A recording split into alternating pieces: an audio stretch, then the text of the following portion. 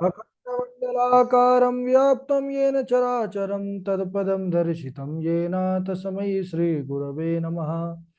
श्रीराम राम रघुनंदन राम राम, श्रीराम राम भरता ग्रज राम राम, श्रीराम राम रणकर कस राम राम, श्रीराम राम शरणं भव राम राम।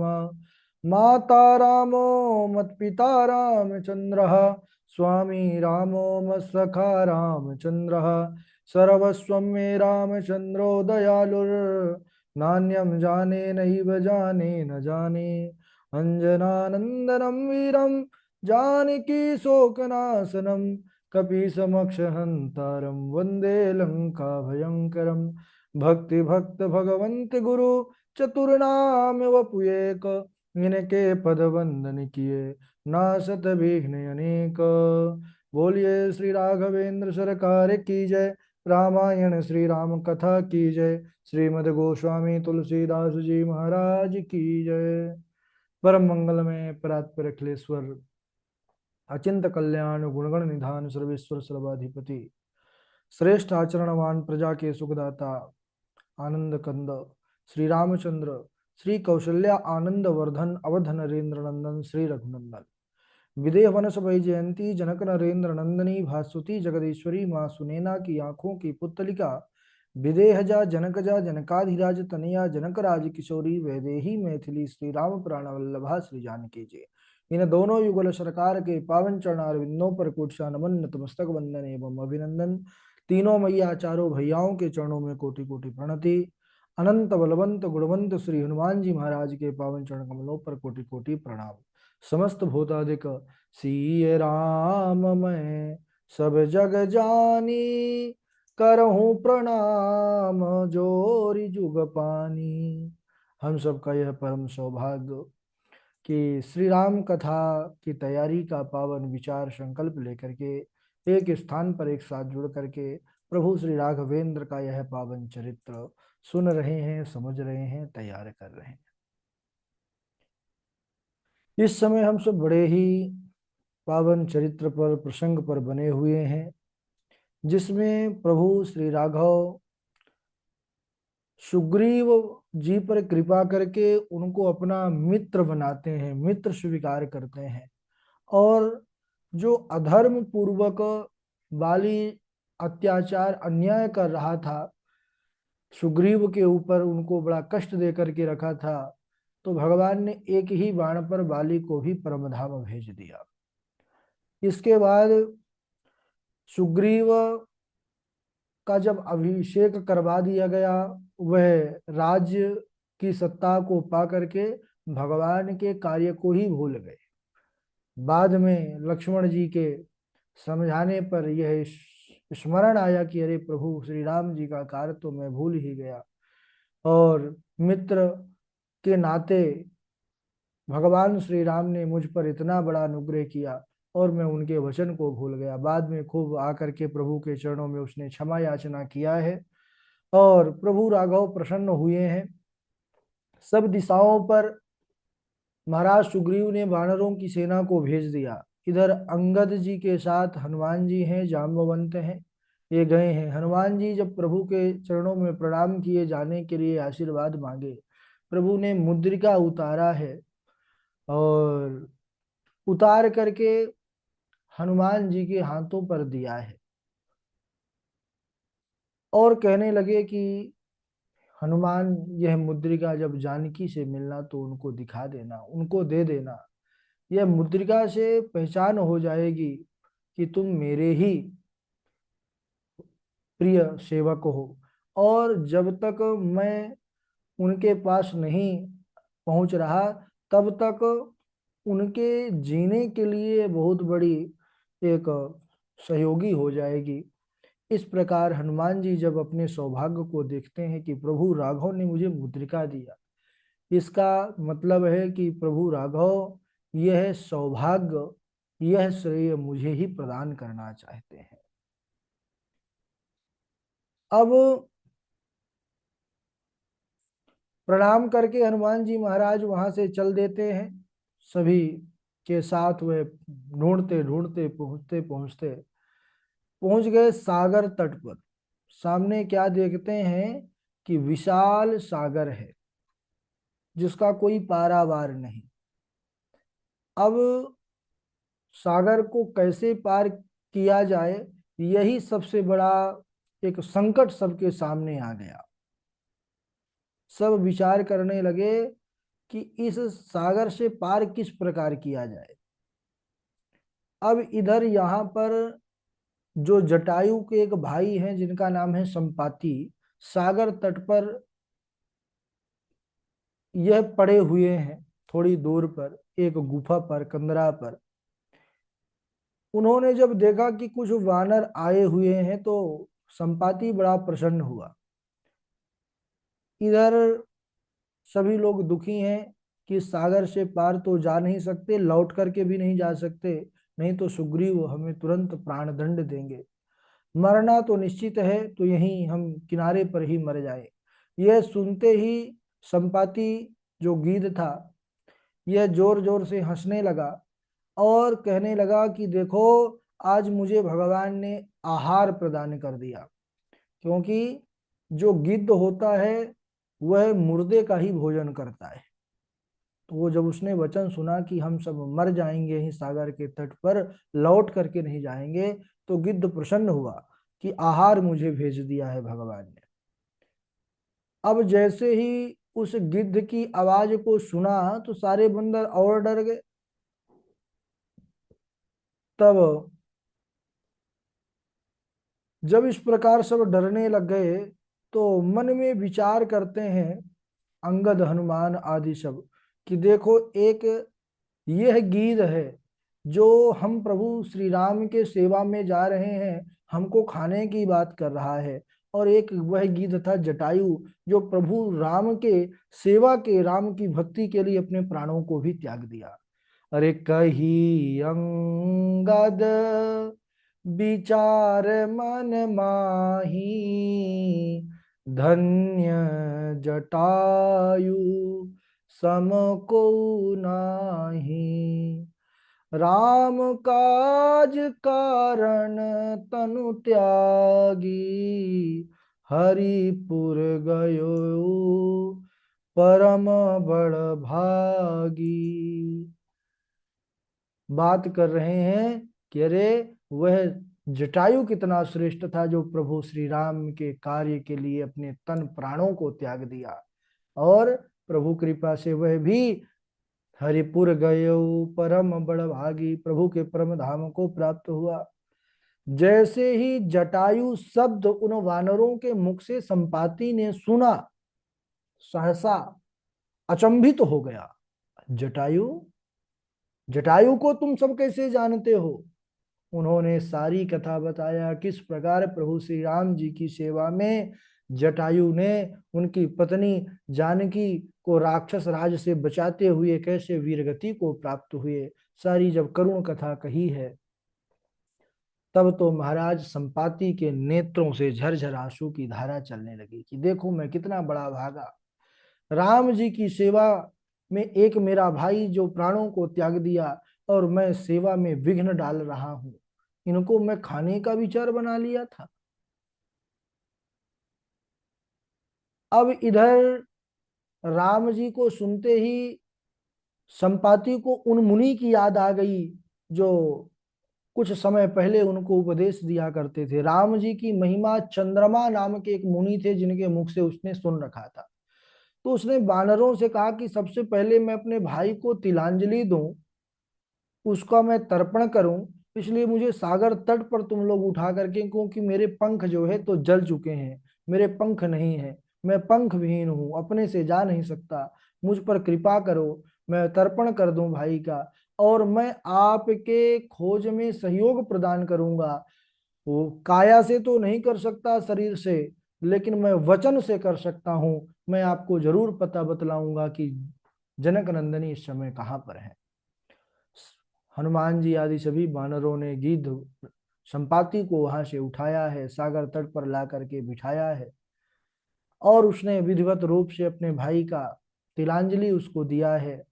और उसके बाद तर्पण आदि करने के बाद संपाति अपनी स्वयं कथा सुनाने लगा, अपनी छोटी सी कथा कि किस प्रकार हम और हमारा जो भाई जटायु दोनों किस प्रकार अपने जवानी के दिनों में आकाश को नापा करते थे। और एक ही बार ऐसी घटना घटी कि यहाँ पर मैं पंखों के समाप्त हो जाने पर आकर के गिर पड़ा। सुनाने लगा वानरों को संपाति कथा कि हम दो बंधु प्रथम तरुणाई, गगन गए रवि निकट उड़ाई, तेज न सही सक सो फिर आवा, मैं अभिमानी रवि नियरावा, जरे पंख यति तेज अपारा, पर भूमि कर घोर चिकारा। हम दो बंधु प्रथम तरुणाई, यह उन दिनों की बात है जब हम दोनों भाई जवान थे। और गगन गए रवि निकट उड़ाई, हम सब सूर्य को छूने की शर्त लगा करके आकाश में लंबी उड़ान भरे। और उधर महाराज सूर्य का इतना तेज, तेज न सही सक सो फिर आवा, मेरा भाई जटायु वह तो तेज को सह ना सका तो लौट आया, लेकिन मैं अभिमान के कारण सूर्य के पास तक उड़ता चला गया। हुआ क्या, जरे पंख अति तेज अपारा, वह इतना तेज था सूर्य में कि मेरा पंख ही जल गया, मैं पंख विहीन हो गया। और दीन हो करके दर्द से पीड़ा से कराहता हुआ सीधे आकाश से इस स्थान पर सागर तट पर आकर के गिरा।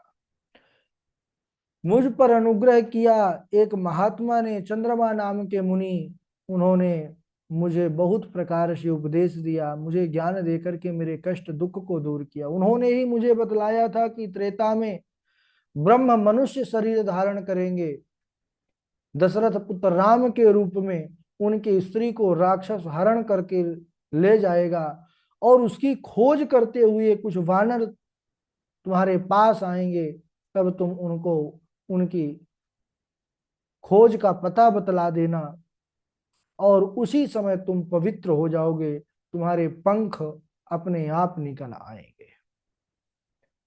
तो यहां पर संपाति कह रहा है कि आप सब अपने आप को इतना नीच और इतना हताश मान रहे हैं, देखिए आपके दर्शनों से मैं पवित्र हो गया,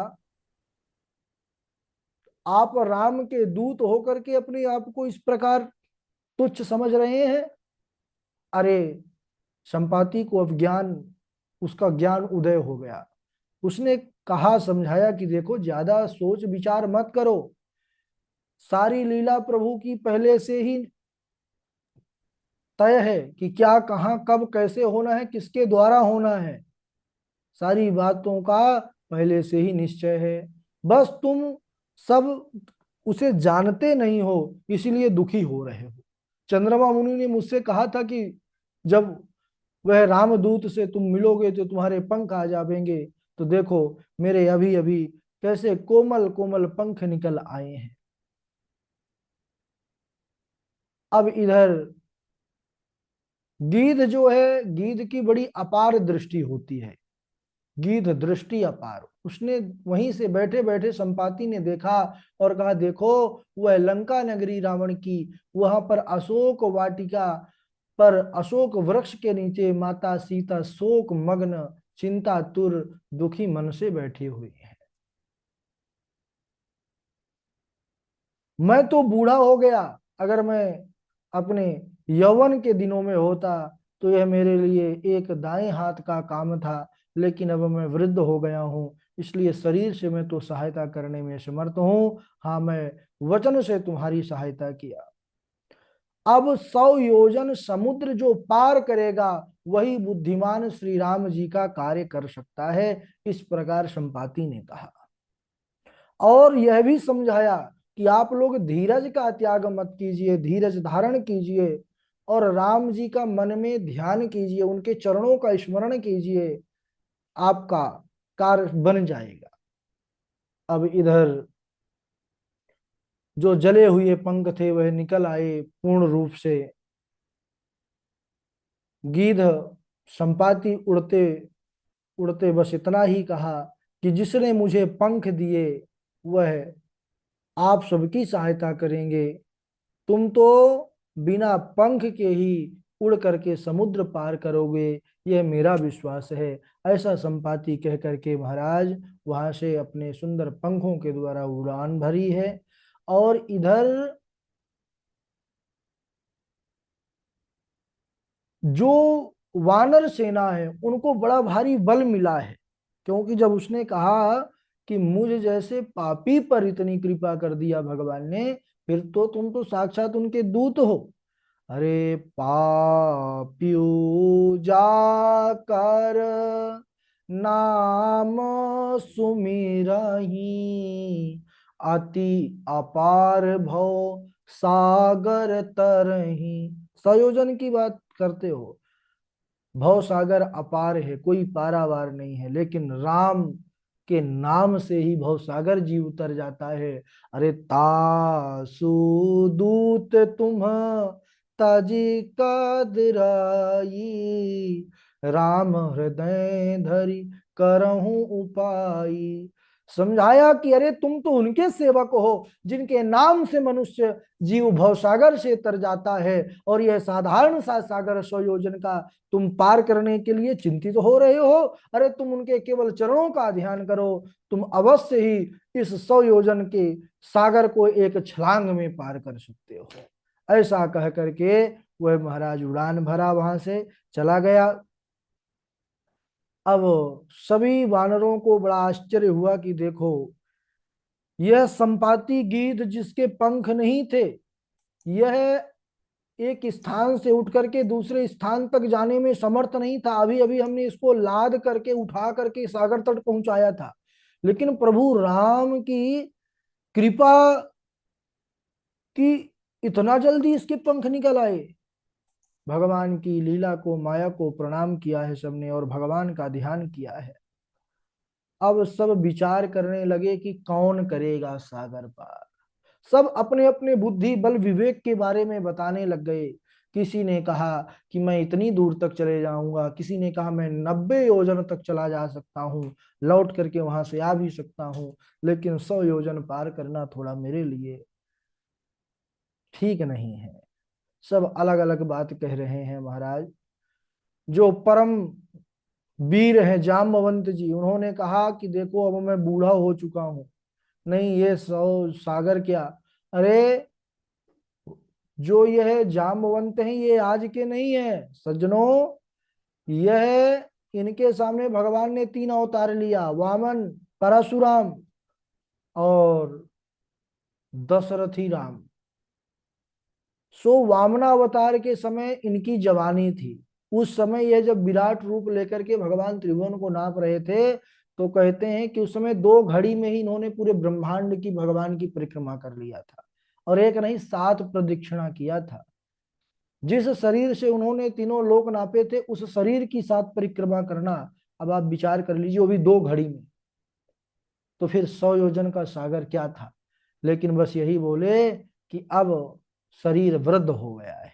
अंगद की तरफ देखने लगे तो अंगद ने कहा, अंगद काई जाऊं मैं पारा, जा सकता हूं, कोई संशय जाने में नहीं है। तो फिर क्या है, बोले जिय संशय कछु फिरती बारा। जाने में संशय नहीं, आने में संशय है। अरे तब संशय है तो फिर क्या, अब क्या हो। सबने हनुमान जी की तरफ दृष्टि किया और कहने लगे कि हनुमान तुम ही सबके लायक हो। अंगद को तो जा करके आने का भी सामर्थ्य होता तो हम नहीं जाने देते, क्योंकि अंगद तो हमारे जो है सेनापति हैं, वही युवराज हैं, उनको हम कैसे जा सकते हैं, कोई गड़बड़ हो जाए तो। तब हनुमान जी को सब मनाने लगे, कहाई रीछ पति सुनु हनुमाना, का चुप साधि रहो बलवाना। पवन तनया बल पवन समाना, बुद्धि विवेक विज्ञान निधाना, कवन सो काज कठिन जग माही, जो नहीं होई तात तुम पाही, अरे राम काज लगी तब अवतारा, सुनतहि भयउ पर्वताकारा, कनक बरन तन तेज विराजा, मानहु अपर गिरिन कर राजा, अरे सिंहनाद करी बारहि बारा, लीलहि नागौ जल निधि खारा। ओहो, हनुमान जी का जब सब गान करने लगे, गुणगान करने लगे, बल का भान कर दिलाने लगे, उन्होंने सब कहा कि हे हनुमान जी, जितने भी कार्य हैं आप के पास अपार बल और अपार बुद्धि है, तो आप सब कुछ करने का सामर्थ्य रखते हैं। अरे आप तो अनंत बल के धाम हैं, आप अपने स्वामी के काज के लिए आज अपने बल को याद कीजिए। और इस प्रकार जब सबने हनुमान जी को अपना बल याद दिलाया है, उन्होंने बतलाया कि राम कार्य के लिए ही आपका अवतार हुआ है। यह सुनते ही राम काज लगी तब अवतारा, सुनत ही भयउ पर्वताकारा। हनुमान जी महाराज आकाश को छूने लग गए, ऐसा विशाल शरीर पर्वत के समान हो गए। और कहते हैं उस समय ऐसा स्वरूप हो गया, कनक बरन तन तेज विराजा, मानहु अपर गिरिन कर राजा। और उनके अंदर ऐसा तेज, ऐसी दिव्यता हो गई, ऐसा आभा हो गया। हनुमान जी बार बार गर्जना करने लगे, सिंहनाद करी बार ही बारा। और क्या कहते हैं, लीला ही नागौ जल निधिकारा। क्या करूं जाम्बवंत जी, बतलाइए। हनुमान जी पूछने लगे कि एक छलांग में सागर को लांघ जाऊं, या इस सागर का ही पान कर जाऊं, रावण को मार करके त्रिकूट पर्वत को उखाड़ लाऊं। यह सब कहने लगे। जामवंत मैं पूछूं तो ही, उचित सिखावन दीजो मोही। अब राम जी जो है, हनुमान जी जामवंत जी से सीख मांगने लग गए। तो जामवंत ने कहा कि, जामवंत बोले कि हनुमान जी, बस आपको इतना काम करना है कि लंका जाकर के सीता जी की सुध ले आना है, और आकर राम जी को उनकी सुध देना है। और बाकी राम जी स्वयं बानर भालुओं की सेना को लेकर के चलेंगे लीला की करते हुए, और फिर स्वयं अपने हाथों से ही उन राक्षसों का वध करेंगे, और त्रैलोक उनके इस पवित्र गान को, गुणगान को करके वह पावन हो जाएगा, परम पद को प्रभु के प्राप्त करेगा। बोले संसार में सबसे बड़ा रोग क्या है? संसार में सबसे बड़ा रोग है इस संसार का जो बार बार पुनरपि जननम पुनरपि मरणम, यह आवागमन ही सबसे बड़ा रोग है। संसार, यह भव सागर में जो फंसा हुआ जीव है, यही सबसे बड़ा रोग है। इस रोग की दवा केवल एक ही है, एही विधि सकल जीव जग रोगी, हर्ष शोक भय प्रीति वियोगी। तो इसकी एक ही मात्र औषधि है सज्जनों, वह है श्री राम जी के यश का, कथा का, चरित्र का, लीला का गुणगान करना, श्रवण करना, पान करना। तो जो भी इस प्रभु के चरित्र लीला को सुनता है और गाता है, कहता है, लिखता है, पढ़ता है, वह सब प्रभु की विशेष कृपा को प्राप्त करता है। अब सज्जनों, हनुमान जी महाराज सागर को लांघेंगे। सागर 100 योजन का है, थोड़ा समय लगेगा, बीच में कुछ लोग भी आएंगे, सिंहिका है हैं। और इसके बाद हनुमान जी महाराज कैसे लंका तक पहुंचे हैं, उसका भी वर्णन हम अगले दिवस आज यहीं तक। चलिए बारी बारी से सब लोग चौपाई सुनाएंगे। सर्वप्रथम हमारे वाजपेयी जी को सबसे पहले बहुत बहुत शुभकामनाएं। वाजपेयी जी भगवान कृष्ण की पावन धरा पर और लीला जन्म स्थली, लीला स्थली उस ब्रज पर और वृंदावन जैसी पवित्र भूमि पर सुंदर भागवत जी का गुणगान किया है। 7 दिनों तक अमृत धारा और सभी लोगों को आनंदित करते हुए स्वयं आनंदित हुए हैं, इसलिए बहुत बहुत शुभकामनाएं। ठाकुर जी कृपा हमेशा बनी रहे, जल्दी जल्दी वृंदावन में कथा आप सुनाते रहे। धन्यवाद गुरुवर साहब, आपकी ही कृपा बरस रही है। बहुत उसी आनंद। का सब हम भी लाभ ले रहे हैं, साथ में बहुत जो भी हैं वो भी। बहुत आनंद आया। वाजपेयी जी हमारा जो है संपर्क में स्टेटस स्टेटस कभी देखते नहीं, लेकिन आपकी कथा जब पता चला तो जरूर हम आपका जरूर डेली देखते थे। जी जी जी हाँ, जी। जरूर देखते थे। सुनाइए। उमा कयहूँ मैं अनुभव अपना, सत हरि भजन जगत सब सपना। मोहनी सा सब सोहनिहारा, देखहि सपन अनेक प्रकारा। जानहि तबहि जीव जग जागा, जब सब विषय विलास विभा विरागा। राधे राधे। बहुत बढ़िया।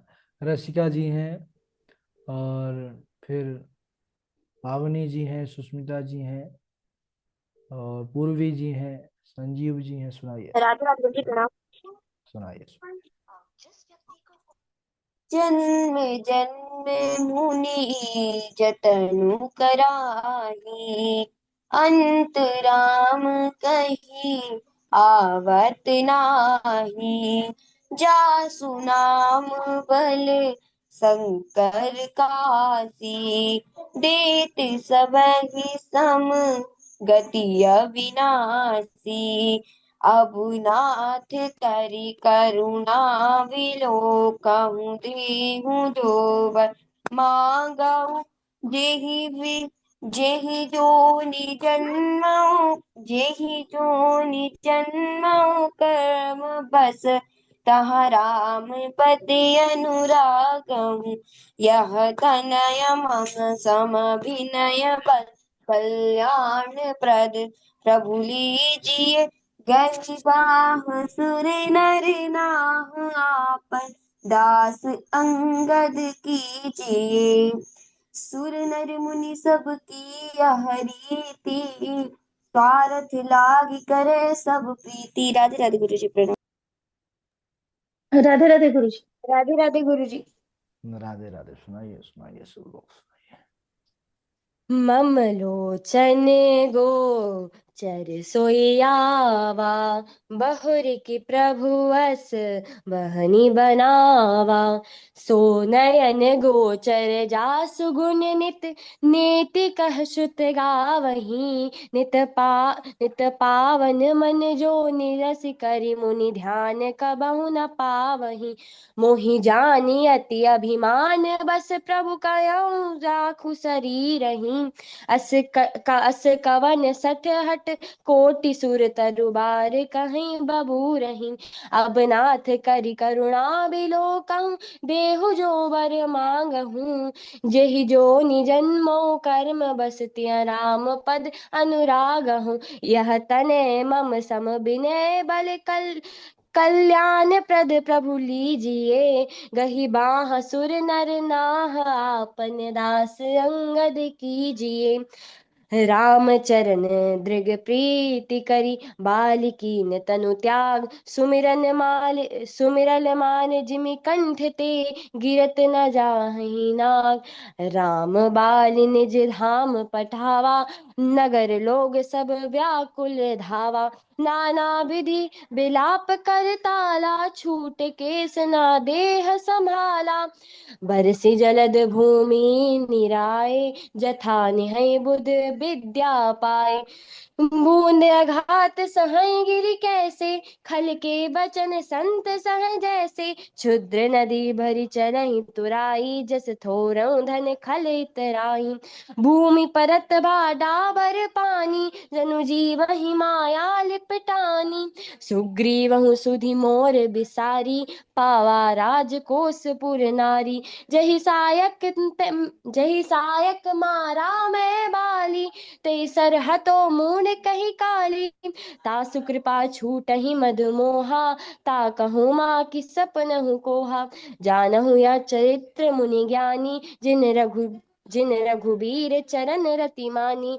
लक्ष्मण क्रोधवंत प्रभु जाना, धनुष चढ़ाई गह कर बाना। तब अनुजहि समझावा, रघुपति करुणा सीव। भय दिखाई ले आवहु, तात सखा सुग्रीव। राधे राधे गुरु जी। क्षमा चाहती, राधे थोड़ा राधे बीच गुरु में जी। बोलने लगे गुरु जी। हाँ हाँ, राधे राधे।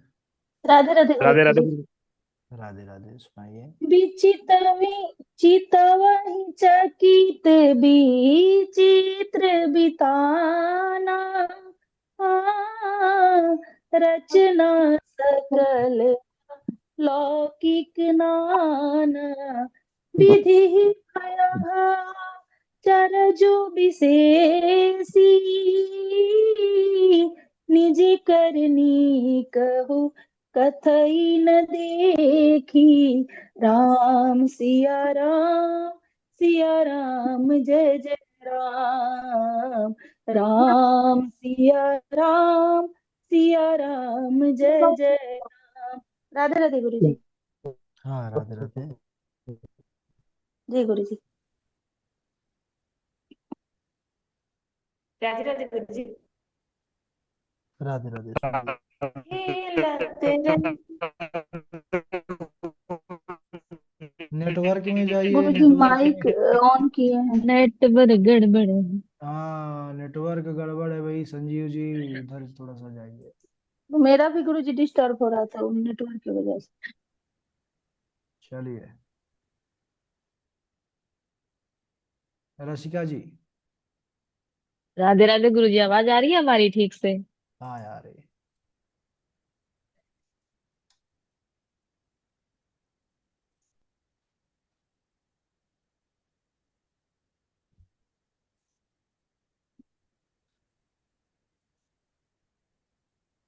हाँ, सुनाइए। वो बोल रहे हैं ना गुरु जी, मतलब उनकी आवाज आ रही है कट कट के, इसलिए हम शांत हैं। तो वो एक बार पूरा कर लें तो हम कुछ कहें फिर। नहीं, वो तो नहीं आ रही, हमको तो नहीं आ रही। नहीं, उनकी आवाज आ रही है हमारे कान में कट कट के, जैसे पहले आ रही थी वैसी। यहाँ तो कुछ नहीं आ रही। जी। राधे राधे। भरत हृदय सिया राम निवासु, तह की तिमिर जह तरणी प्रकाशु। आज्ञा सम न सुसाहिब सेवा, सो प्रसादु जन पावहि देवा। जानहु तात तरणी कुल रीति, सत्य संध पितु कीरति प्रीति। अत्रि कहु तब भरत सन, सेल समीप सुकूप। रखिए तीरथ तोय तह, पावन अमिय अनूप। तो रखिए तीरथ तोय तह, पावन अमिय अनूप। राधे राधे गुरु जी। राधे राधे। राधे राधे गुरु जी। आवाज आ रही है अब? अब आ रही है, सुनाइए।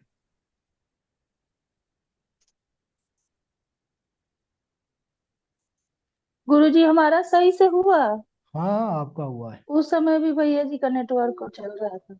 आपका ठीक जी है। गुरु जी ठीक। ठीक।